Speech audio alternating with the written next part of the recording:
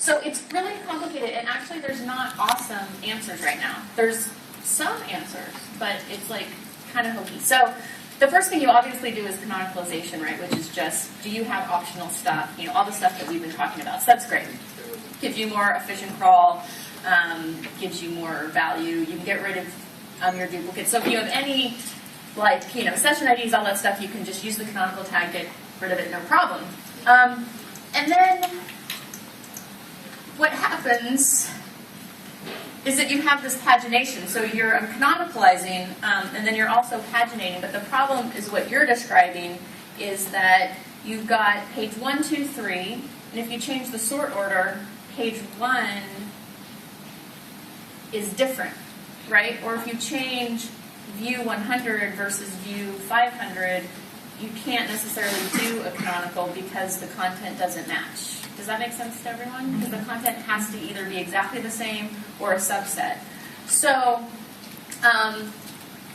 if you have a view all, right, you can just use the canonical tag to do a view all, but you're not going to have that if you have a million products in your listing. But that'll work fine if you have that.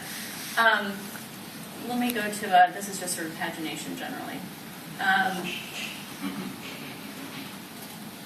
You could do, well, I'll just do view 100. So if I have a view 50 and a view 100, I'll make the view 100 the canonical and put 50 and from 1 to 50 into 50 to 100 all to the 1 to 100. Does that make sense? You could do that if you wanted. But then you end up, you can't really see that. You end up with this. This is all the faceted navigation, where you have the women's snowboards, the length.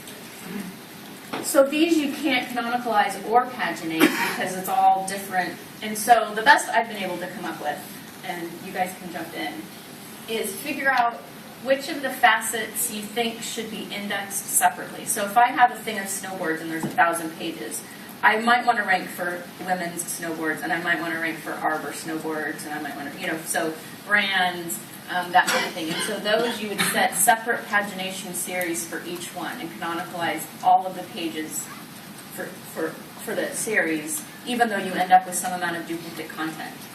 But then for all of the facets that you don't want to be found for separately, like rated 5 stars or length over 160, those ones are the ones that you would figure out, okay, how can I either uncanonical or no index variations of that.